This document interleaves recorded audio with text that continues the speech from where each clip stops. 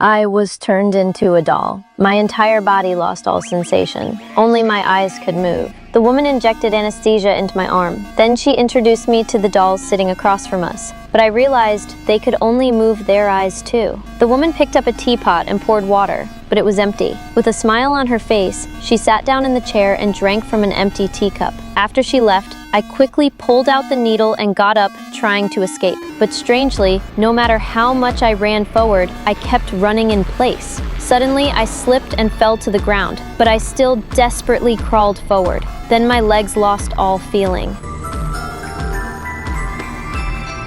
I didn't have time to think. I kept crawling forward, but the next second,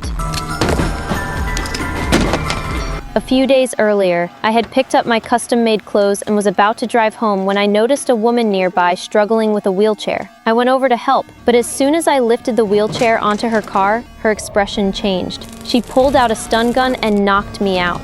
You're so pretty. When I woke up again, I'd been dressed up like a doll and couldn't move. After I went missing, my husband rushed to the police station to file a report.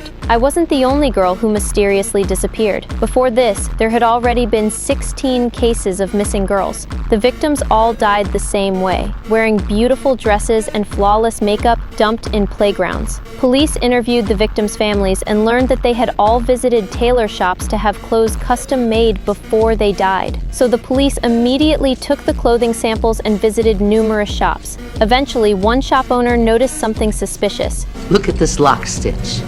It's a handkerchief pattern. You see this on silk-sewn handkerchiefs, and it's all done by hand. She said very few people knew this technique, and whoever did it must have practiced for many years. The police then went to the most famous toy store in town. The owner pulled out a magazine and provided an important clue. A few years ago, he had held a competition for making doll clothes. Out of thousands of entries, one used this exact double chain stitching method. Using the registration information, police quickly identified the suspect, Lisa. Records showed she worked as a caregiver at a psychiatric hospital. At that moment, I was desperately crawling, trying to escape when I suddenly realized my leg had fallen off. I didn't have time to think. I kept crawling, but then both my arms fell off too.